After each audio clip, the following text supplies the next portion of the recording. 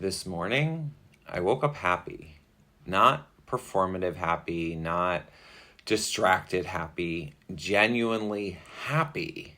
I woke up proud of myself, grateful, peaceful, and I don't take that lightly because it hasn't been that way for a very long time.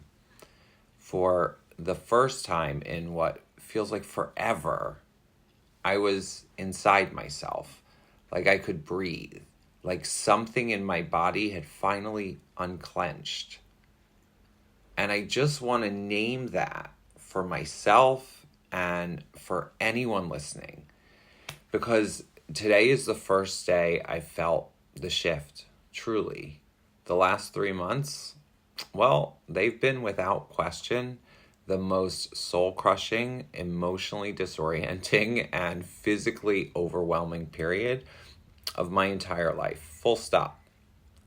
I've lived through trauma before. I've had heartbreak, but nothing I've been through in the past could even hold a candle to what this has been. Not for my nervous system, not for my sense of identity, definitely not for my heart. This wasn't just hard. It was total collapse, mentally, emotionally, spiritually, and yes, even financially. There were days I couldn't breathe, nights where I slept less than 2 hours, weeks where I had to force feed food down just to stay alive. I wasn't sure I could pay for therapy or food, for my dogs or rent.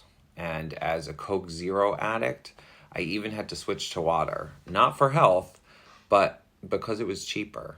Everything I thought I understood about love, stability, self-worth, it all broke down. And I was left to face it all with no mask, no distractions, and no map. And somehow I showed up. I went to the gym. I started seeing a neurodivergent trained therapist. I began seeking a formal autism diagnosis. I started building a business from the ground up, even while my world felt like it was falling apart. I doubted myself constantly. Every rejection, every no, it felt like confirmation that I wasn't capable or that I was too broken. But I didn't stop because some part of me, quiet but steady, believed there was something on the other side of this breakdown. And now that same business is thriving. I'm landing deals that I never imagined this early.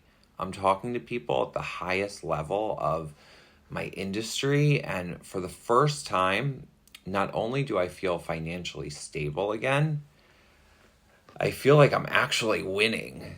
And somewhere in the middle of it all, something just cracked open. And I started crying, which might sound small, but for me, it was revolutionary. For over 2 decades, I've struggled to cry.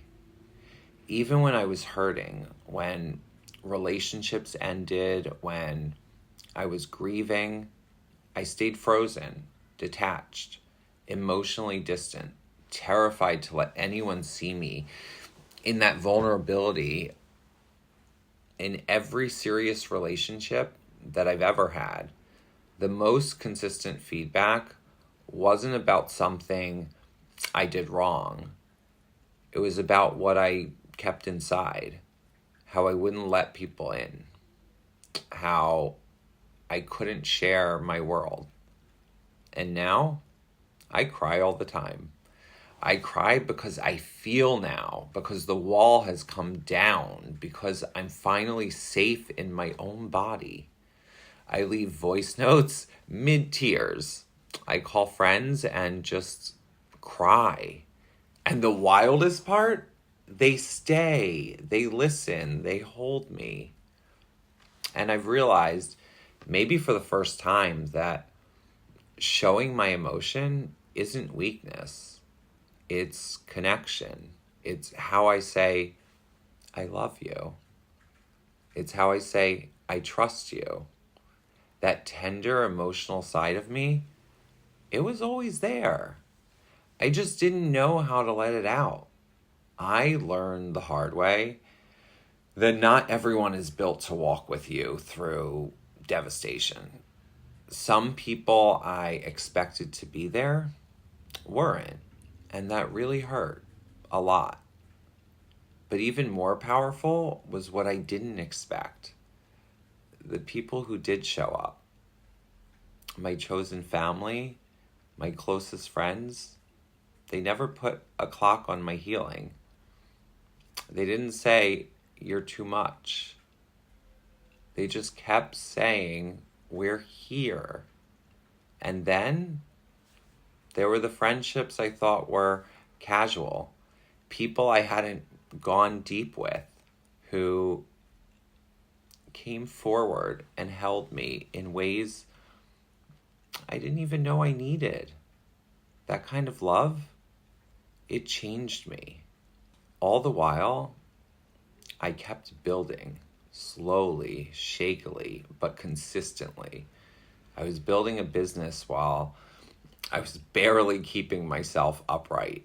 I was trying to create a future when I wasn't sure I'd survive the present. I doubted myself. I questioned everything.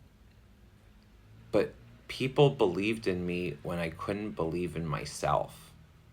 And that belief cracked the door open, just enough for the light to get in. And now, when I look back, I don't recognize the version of myself from 3 months ago. And I don't even recognize the version of me during those 3 months, the one just trying to survive. But I see who I'm becoming now, and I love him.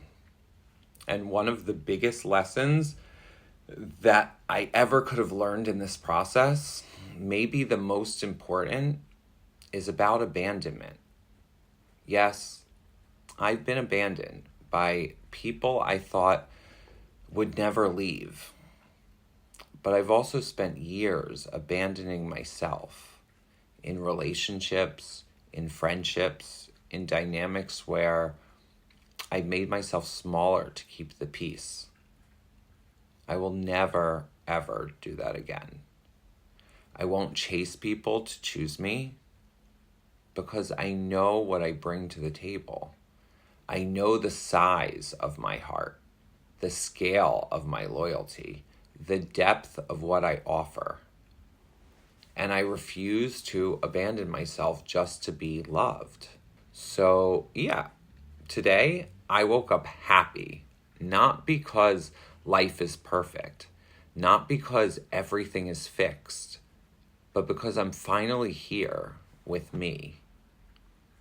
This is the beginning of something new, something raw, honest, and grounded, something real. If you're in your own unraveling right now, your own darkest chapter, you are not alone. Let people in. Let yourself cry. And whatever you do, don't leave yourself behind. Because the love you're looking for, it starts when you stop abandoning yourself.